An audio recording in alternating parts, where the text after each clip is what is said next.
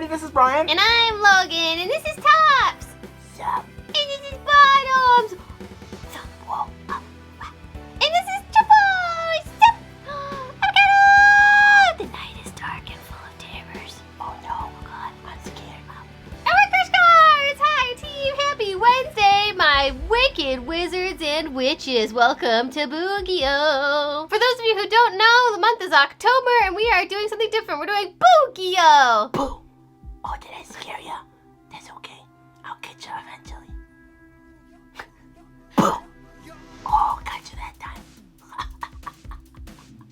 Where all month long we'll just be featuring some Halloween-themed stuff because we know it's a fun holiday. There's lots of spooky, scary stuff in Yu-Gi-Oh! We just want to show it off with a whole month dedicated to it. So for any of y'all who may have missed it, the first episode was Layer of Darkness. We will link it right up in the corner here for y'all. We did a awesome Dragon Shield opening, so make sure you guys go check that out. Also, it'll be at the end screen, but today we are bringing you Danger Dark World. So we already covered the Layer of Darkness, so now we're moving on to the actual landscape, which is the Dark World. This is a deck that's really, really cool. It's really fun. It's one of those blind second deck. The structure that came out last year again and got a revamp, and all the dangers have been reprinted into Oblivion, so this deck is very, very affordable. They've also been limited into Oblivion, so that's fun. We have tried to build this deck to be the most competitive version of the deck in which it can be, but that doesn't mean that it's a tier 1 deck. This is still at best just in the rogue tier, but for anyone who's willing to get their scaries on this season, this is definitely one of the decks we would recommend. It's dark, it's scary, it's got a bunch of big spooky stuff, fits theme. But before we get into this deck profile, if you guys are not already a subscriber, feel free to go down, hit that subscribe button, throw this video a like, and comment what deck you guys are most excited to see for Boogie-O. We also have an Instagram, it's at CrushCardsYGO. We're on there all the time, posting posts, answering messages, posting stories. Come say hi to us on there, we're always online. We also have a super wholesome Discord community. We hold weekly tournaments that are absolutely free at 6 p.m. Eastern Standard Time every single Saturday. They're really fun. We also have a Halloween tourney coming up at the end of the month that I'm going to be announcing soon. It's going to be free, it's going to be huge, it's going to be awesome. So keep an eye out for that in the Discord. And then last but not least, if you want to further support the channel and let us do this full time, because my God, we want to do that so bad, make more cool stuff for you. We have a Patreon. We've got bloopers, we've got side decks, there's merch, there's fun times, there's bonding sessions with us. And yeah, it's a good time. If you want to check it out, feel free, links in the description. But if not, that's okay. We're just happy you're here, babe. And with all that out of the way, let's get right into this Danger Dark World deck profile. Boo! Oh. Scared ya? Scared me for sure.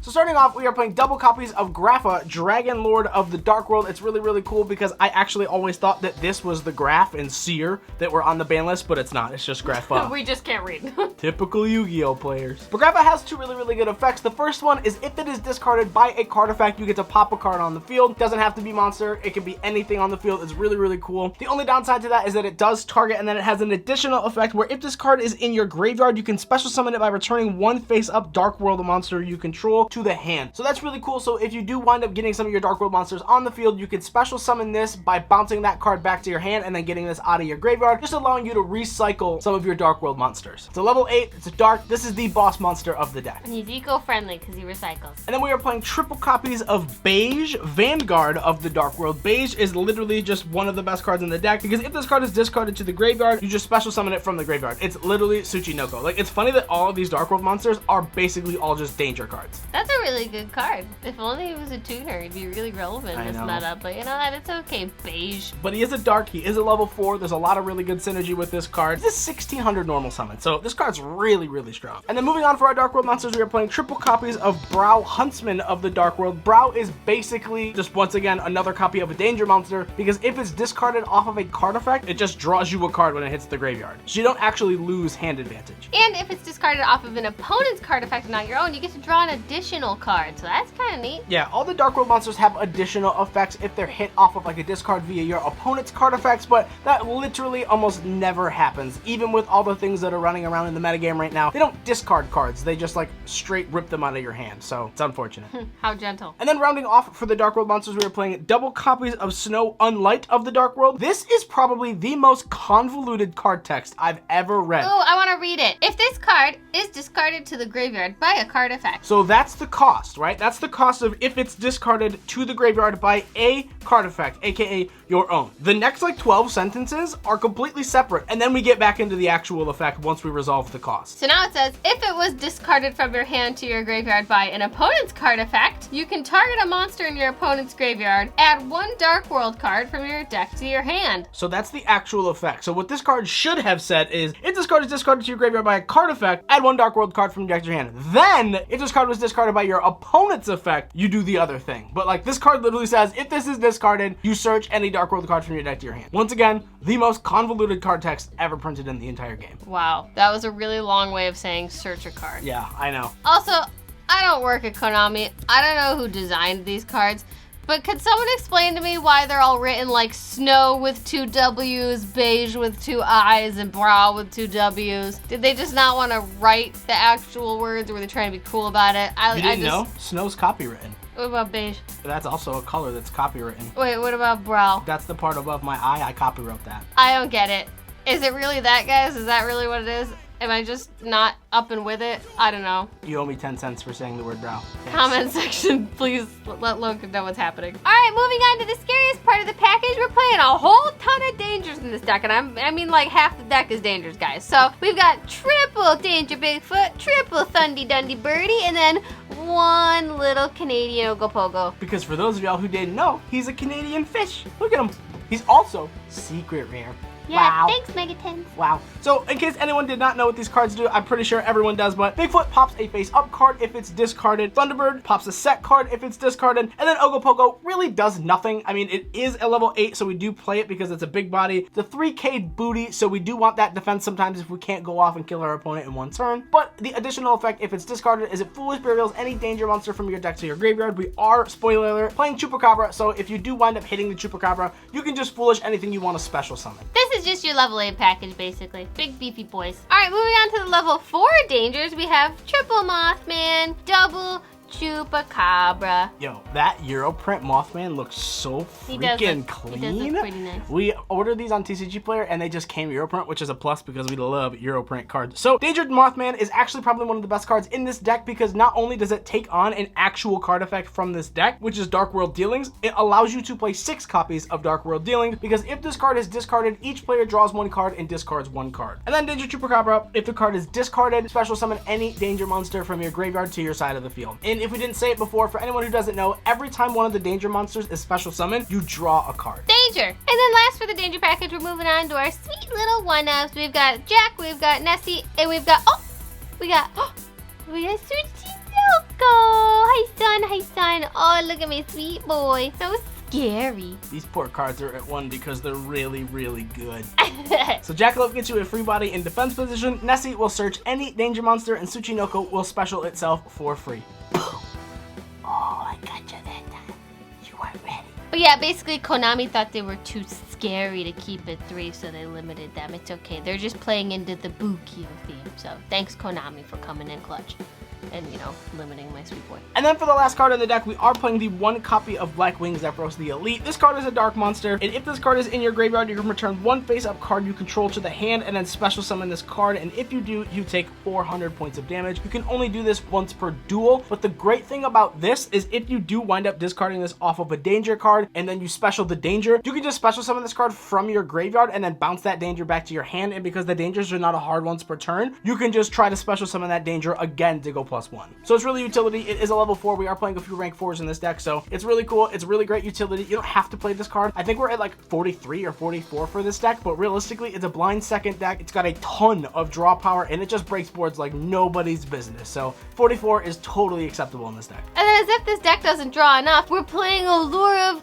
Darkness. Wow. Ooh, scary. If you don't know what Allure does, which I don't know how, but it's okay, we're learning together, you draw 2 cards, and then you banish a dark monster from your hand. If you don't have a dark monster, send your whole hand to the graveyard. Big oof. And realistically, at the end of the day, this entire deck is dark, so you will always resolve this card. Oh, let's draw some more cards, team, but let's draw in German. We're playing Triple Trade-In. Woo! Secret Rare beautiful German. We love to see it. We're playing a lot of level 8s in this deck. We got dangers, we got big things. You discard them to the graveyard, then you draw 2 cards. Sounds pretty good to me. And then it'll trigger your Graph, it'll trigger your Ogopogo, it'll trigger your Bigfoot, trigger your Thunderbird. It's all really, really good, and it's free, so you really go like +5 off this card. Moving on to more draw cards, because I guess that's all this deck does. We're playing 3 Dark World Dealings. If anyone can tell me who the guy on the card is, I don't think it's Grapha. It doesn't look like Grapha, and if it is Grapha, I'm sorry. He looks terrible in this card. But each player draws a card, then each player discards a card. He's literally Danger Mothman, the spell. Yeah, and this card's not 100 once per turn, so it's really, really good. And then for probably one of the best cards in the deck, we are playing triple copies of Super Polymerization. I will say, I almost cut this card to 2, because this is one of the only bricks in the deck. You want to draw cards, you want to discard cards, you want to pop cards off of other effects. Yes, you want to open this card, but you also have tons and tons and tons of ways of drawing into this card. So drawing into 2 to 3 Super Poly a turn, it kind of feels bad. But we did up a lot of our Super Poly targets in the extra deck due to some of the meta deck threats out there right now. So we would rather see this as fast as possible. You can resolve it and then just discard it off of any other danger effect. It doesn't matter. Or you can set it as a bluff for an additional turn if you're not able to just end the game right then and there. And the discard is great too because, I mean, like, dangers. And then one of the only issues with this deck, as I said, is that it draws a ton of cards, and it gets a lot of bodies on field and in hand, but it also puts a lot of those bodies in your graveyard. So we are playing double copies of Pot of Avarice to try to recycle some of those resources and give ourselves a mid to long range game. So not only does this draw you 2 cards, but it allows you to shuffle 5 monsters back. Alright, and then rounding out the deck, we've got our power 1-ofs. We have Card Destruction. Literally discard your entire hand, draw the same number you discarded. Danger Response Team, we're playing Dangers. Gates to the Dark World, and then Mind Control. Scooch! We are a blind second deck, so Mind Control is just really, really good. Gate to the Dark World, all Fiend monsters gain 300 attack. Once per turn, you can banish 1 Fiend monster from your graveyard and then discard a Fiend monster, then draw a card, so you just go plus and plus. Danger Response Team is really cool because you can target 1 danger monster you control and then 1 other monster on the field, return them to the hand, and then if this card is in your graveyard, you can discard a danger monster, place this card on the bottom of your deck, and then draw a card. So these are really just like pseudo draw power, and then this card right here, it just takes your opponent's monsters and helps bait the gates. Total side note, I would just like to point out how absolutely traumatizing this card is. Have you looked at Danger Response Team recently? Probably not. It's okay. It's pretty scary. But like, it's got like Thunderbird's feather. It's got literally the corpse of Tsuchinoko in this little glass case, which makes me absolutely sad. They've got like this whack drawing of Chupacabra back here. I don't know. This guy's got a broken arm because I hope Bigfoot like smacked the crap out of him. I don't know. This is like Discount Rick. I don't know what's going on. This card traumatizes me. I don't know. It really upsets me and makes me sad. That's it. That's my TED Talk on respect the dangers and give them love. I'm calling the danger helpers. Okay, let's get to the freaking extra deck. And then off to the extra deck, it's really just utility. We don't use this a ton, but we are playing the 1 copy of Barricade Borg Blocker in the attempt that we do just need a generic link too, and this card allows you to discard a card, so it just fits really well with the deck. And then we are playing the 1 copy of Union Carrier because even though this is the blind second deck, we want to have the ability to go first, so all of our side decks are on Patreon. Feel free to come check out some of the spice if you can't really figure it out for yourselves, but we are siding, and this is one of the main reasons that this deck is very, very able to go first. We play the 1 copy of Nightmare Phoenix, back row, obviously. We play the 1 copy of Nightmare Unicorn, shuffle stuff back into the deck, and it's kind of beefy. This deck doesn't really struggle with putting beefy monsters on field, but this can just help you if you need to put some damage in. Speaking of damage, Ball Sword! Wow. And then moving up into our fusions, we are playing the 1 copy of Elder Entity Intis, we are playing the 1 Earth Golem Adagnister, the 1 Mud Dragon of the Swamp, the 1 Necro Nether Soul Nether Dragon, and then the 1 Starving Venom, and of course we had to include the Dragon Knight Draco Exquisite. This guy. So we try to have everything in our extra deck for all of our matchups. This is obviously for Dogmatica. This is for anything that puts a Cybers and a Link monster on field, aka anything that ends on like an Appaloosa in an IP. This is 2 monsters with the same attribute but different types. This is for Eldritch, this is for Dragon Link, and this is for Infernoble Knights. For anyone who doesn't know, it requires 1 Dragon type Synchro monster and 1 Warrior type monster. So this allows you to fuse away the Borlode Savage Dragon and the Charles all in one go. She's just out here having a dance party. Come on, guys, dance. Oh, we're leaving. Goodbye cards. Whoa. All right, and finishing out the extra deck, we have some ranks. Boop-a-doop-a-doo. Scary. Yeah, we're playing a lot of rank 4s and a lot of rank 8s. Abyssal just shuts off graveyards and it's really, really good. And then Dragarys is kind of like a pseudo Boral Sword if you can't get to Boral Sword, because it can make it so any monster on the field can attack twice. Tsuchinoko for game. Orb Harbinger is just like anti-spell, and then Dingirsu allows you to clear things like Dragoon that can't target and can't be destroyed, and it's all just really good utility. You don't really need your extra deck all that much outside of your Super Poly targets, but we just want to have things just in case we run into the scenarios where we need them. Alright, let's get into a test hand. So as we shuffle, we just want to remind you guys that this is a kind of like a really difficult deck to do test hands with and for, because this deck relies on a lot of interaction from your opponent. You're trying to break boards, and then you're trying to just OTK your opponent. It has a lot of synergy with like a Grand Manju deck, so we will do some test hands just real quick to showcase what hands could look like, what different optimal like situations and card choices could be. But then realistically, this isn't an actual playthrough. It is just showing 5 cards, 6 cards, and then showing what the deck can do. So with that being said, you want to cut this a pony? Yeah, this isn't like a meta-defining deck. This is just like a fun, spooky, Halloween-y deck. I mean, it's Rogue. Let's have some fun though. We'll go second, but we'll see Allure of Darkness. Amazing. A Mothimu. Amazing. Pot of Avarice, that's Okay. great. Or Nursey. Wow. Into Snow. And then, oh, our opponent went first, so we're going second. We'll see. Wow. A Thundy Dundee Bundy Wendy. That's pretty nice. Yeah, it's not bad. So every card here literally says draw, which is really, really good. So what I would do is, honestly, I would set the Pot of Avarice. So we'll just put our little hand down here. We'll set this over here so y'all can see it.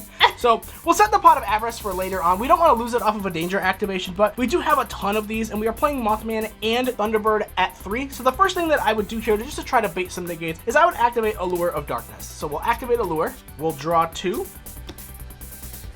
Choop and a Super Poly. Awesome. Wow. So now we've seen one of our board-breaking cards. So we're going to go for the Mothman. We're going to banish the Moth just because we play 6 copies of Dark Lord Dealings. So we'll just banish Mothimu over here. And now we can activate our Super Poly, discarding our Nessie, seeing as how our opponent can't respond. So it really depends on what your matchup is. Honestly, I don't know what we're going to play right now. We'll just say we're playing anything that requires 2 Dark Monsters. So this is just like the most generic card. So now we'll go and activate our Thunderbird. All right, Bottoms, you're gonna roll, buddy, okay? You ready? We'll say 1, 2, 3, 4, 5, 6. All right, Dad, I got it. 3, 4. 3! Wow, Well, they hit the bye, Thunderbird. Thunderbird. That's okay. We'll go for the Chupacabra now. So we'll say 1, 2, 3, 4, 5, 6. Wow, are we gonna end on a Starving Venom? Here you go, Bottoms. All right, here we go, Dad. I got this. I got this. I feel it hard of the cards. It's a 3. Here, we'll just push it. It's right there. There you go. It's a 3. It's a 3. So cool. So we hit the snow. So this is actually really good. So first what will happen is our Chupacabra will summon, which will draw us a card. Ooh, gamble. And then our snow will activate. We'll grab our beige here because we do already have another level 4 body on field. So this can just get us our Dragaris if anything happens or worse comes to worse. So opponent, you want to cut before we do our allure? Sure. Woohoo! Okay, we're going to allure. So activate. There it is. And then we'll draw 2. Ooh. Wow. We'll banish the beige. Not a big deal. And now we're going to activate our Danger Mothimu. All right, Bottoms, time to sign again, bud. You got this, okay? 1. What? Wow. There goes our trade-in. So we'll get the trade in there. Go Moth, and then we'll draw a card. Dark World Dealings. Wow. We're just going to activate this. This player's going to draw a card, discard Oh a card. my god, Woo! goodbye to a Big face-up flip, monster. And then we'll pop. So now what we'll do here is we will just overlay. We can activate the Dragaris effect. We will just detach our Choop here, and then we'll target the Starving Venom so that it can attack twice. And now, oh my god, that puts 5 monsters in our graveyard. Look at that. We'll activate our Pot of Avarice, shuffling back 5. Here you go, opponent. Let's draw 2, because all this deck does is draw. Wow. Look at Wow. that. That literally couldn't have gone better. Guess Let's we're gonna draw more. Activate discard, and then we'll draw 2. Oh, Wow. amazing. This deck is hysterical. I don't know why. It literally just goes draw, draw, draw, draw, draw, draw, draw, draw, draw. So we want the bigger body on field, so we're going to activate the Bigfoot in our hand. I got this one. Spooky, scary skeletons. To 3. Well, there's the Moth. Awesome. Mothman will go to the graveyard. It's a 3. Bigfoot will... Oh, they didn't see it? Oh, sorry. It's a 3. It's a 3. So Bigfoot will summon, drawing us a card, and then Mothman will activate, drawing 1 and discarding 1. Wow. So here, we're just going to discard the Choopy Toopy, and then that'll special summon back our Thunderbird. So I do think that we're kind of done here. And now we have a Starving Venom at 28 that can attack twice. We have a Dragaris, which is 1200, not a big deal. But then we have 3K and then 2800. Woohoo! Now, if you do have other problematic cards here, you can overlay into like in Dingirsu. If you really want to put the Graph Engrave, you can just link 2 cards away and go into Barricade Board to discard this and then trigger that as well. Pretty cool. But if not, I mean, we've popped like 3 or 4 cards on our opponent's field, and we're gonna go in for game. Yeah, you kind of have to obviously, you know, always assess the interaction in your opponent and their board and what they've established. But this is pretty cool. The deck literally just draws for days, recycles for days, so eco-friendly. That's not scary at all. That's beautiful. It is a little RNG reliant, obviously the dangers and just like all your draw power, but it's a fun deck. It's a really cool deck to showcase, especially during Halloween. And it's just one of those fun decks that is just a good time, and it's not, you know, the meta that we're all facing all the time. But big thank you to all of you guys for watching, and also an even more special thank you to our dear friend Alan, who was not only a patron, but is also very active in our community and a Discord, who helped us get this deck and wanted to make this a reality. So thank you guys for being such an awesome community and making all this possible, and for us to do all these fun decks with you guys because you want them. But thank you so much for watching this video. We hope it was super scary and that you enjoyed it and that you're super excited for Bukio like we are. We have a lot planned. Whoa. We have a lot planned for this week, a lot planned for next week, and the whole month is going to be absolutely wild. So stay tuned for more spooky shenanigans. We love you. You matter. I hope you have an awesome Wednesday, my lovely little angels.